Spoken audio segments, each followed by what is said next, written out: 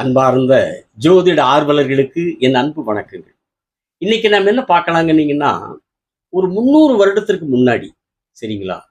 கீரனூர் நடராஜன் அப்படிங்கிற ஒரு ஜோதிட பெருமகன் எழுதின ஒரு ஜோதிட நூல், ஒரு ஜோதிட புத்தகம் ஜாதக அலங்காரம். அதுல அவரு பலன்களை எல்லாம் பாடல் வடிவிலேயே எழுதியிருக்கார். கவிதை பாடல் வடிவில. அதுல ஒரு பாடல், வல்லகி யோகம் அப்படிங்கிற ஒரு பாடல். அந்த வல்லகி யோகம் அப்படிங்கிற தலைப்புல எழுதியிருக்க ஒரு சிறு பாடலையும், அந்த வல்லகி யோகத்திற்கான பலன்கள் என்ன சொல்லியிருக்கிறார் அப்படிங்கிறதை பார்க்கலாங்களா? எண்ணிய லக்னங்கள் முதல் 7 வீட்டில் இடைவிடாமல் கிரகங்கள் மாலை என்ன? எண்ணிய லக்னங்கள் முதல் 7 வீட்டில் இடைவிடாமல் கிரகங்கள் மாலை என்ன?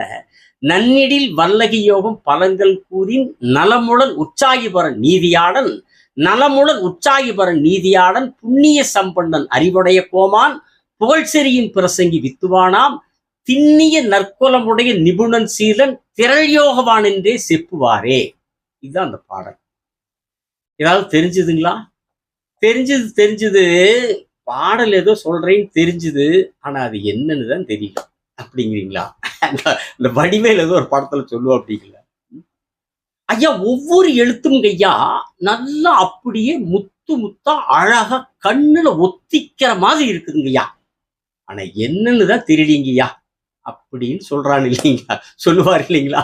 அந்த மாதிரி எண்ணிய லக்னங்கள் முதல் 7 வீட்டில் இடைவிடாமல் கிரகங்கள் மாலை என்ன, நன்னிடில் வல்லையோகம் பலன்கள் கூறி நலமுடன் உற்சாகி வர நீதியாடல், புண்ணிய சம்பன்னன் அறிவுடைய கோமான், புகழ் செறியும் பிரசங்கி வித்துவானாம், திண்ணிய நற்குலமுடைய நிபுணன் சீலன் திரள் யோகவான் என்றே செப்புவாரே. செப்பு கொஞ்சம் விளக்கத்தை செப்பு அப்படிங்கிறீங்களா? சொல்லிடுறேன். அது முதல்ல இந்த வல்லகி யோகம் அப்படின்னா என்னன்னு பார்த்துடலாங்களா? லக்னத்தில் இருந்துங்க 7ஆம் வீட்டு வரைக்கும் 7 கிரகங்கள் வரிசையா இருக்கும். எந்த கிரகமானாலும் இருக்கலாம். ராகு கேது தவிர, சரிங்களா? லக்னத்திலிருந்து இருக்கணும். ராகு கேதுக்கு இந்த வல்லகி யோகத்தில் இடம் கிடையாது. சூரியன், சந்திரன், செவ்வாய், புதன், குரு, சுக்கிரன், சனி, இந்த 7 கிரகங்களுக்கு மட்டும் அந்த வல்லகி யோகம் இருக்குது. அது எப்படின்னா லக்னத்திலிருந்து வரிசையா, வேற எந்த வீட்லயும் ராகு கேது தனியா இருக்கக்கூடாது. ஏதோ ஒரு கிரகத்தோடு இருக்கலாம். சரி, வரிசையானா சூரியன்ல இருந்து வரிசையா இருக்கணுமானா அப்படி இல்லை. எந்த கிரகம் வேணாலும் இருக்கலாம். ஆனா லக்னத்திலிருந்து வரிசையா 7 கிரகம் இருக்கணும். ராகு கேது அந்த ஜாதகத்தில் எங்க வேணாலும் இருந்துக்கலாம். அல்லது இந்த 7 வீட்டுல இந்த கிரகத்தோட ஏதாவது இருந்துக்கலாம். அப்படி இல்லாம லக்னத்திலிருந்து 7ஆம் பாவகம் வரைக்கும், 7ஆம் ராசி வரைக்கும் கிரகங்கள் இருக்கிற வரிசை அமைப்பில் ஏதோ ஒரு கட்டத்துல இந்த 7 கிரகங்கள் இல்லாம ராகுவோ கேதுவோ மட்டும் தனியா இருந்தா அது வல்லகி யோகத்தில் வராது. அந்த கட்டம் காலி கட்டம் அப்படின்னு தான் ஜோதிடம் சொல்லும், சரிங்களா? அதனால லக்னத்துல ஒரு கிரகம் இருந்துச்சுன்னா அடுத்தடுத்து அந்த 7 கிரகங்கள் வரிசையா இருக்கணும். ராகு கேது அந்த கணக்குல வரமாட்டாங்க.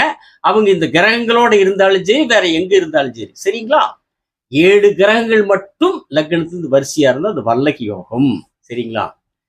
கிட்டத்தட்ட கிரகமாலியா யோகமும் இந்த மாதிரி தான் இருக்கும். ஆனா கிரகமாலியா யோகத்துக்கும் வல்லகி யோகத்துக்கும் இருக்கிற வேறுபாடு என்னன்னா, கிரகமாலியா யோகம் வரிசையா இதே மாதிரி இருக்கணும். ஆனா எங்கிருந்து வேணாலும் இருக்கலாம்.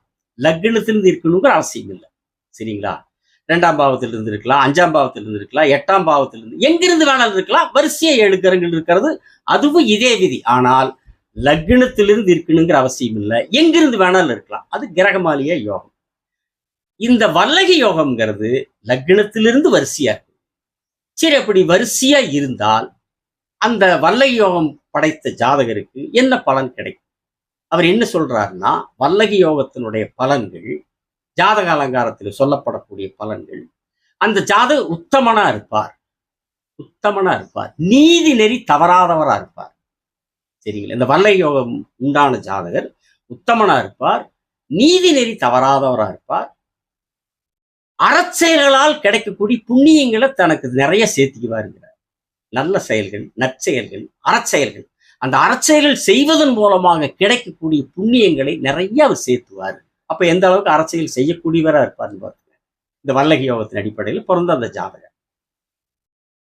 அதே மாதிரி நல்ல ஒரு புத்திசாலியா இருப்பாரு, அதிகாரம் படைத்தவரா இருப்பாரு, கீர்த்தி மிகுந்தவரா இருப்பார். கீர்த்தின்னு எனக்கு புகழ் இல்லைங்களா? கீர்த்தி மிகுந்தவரா இருப்பார்.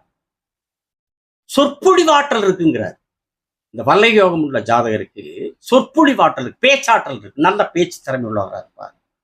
கல்விமான், நல்ல கல்விமானா இருப்பார்.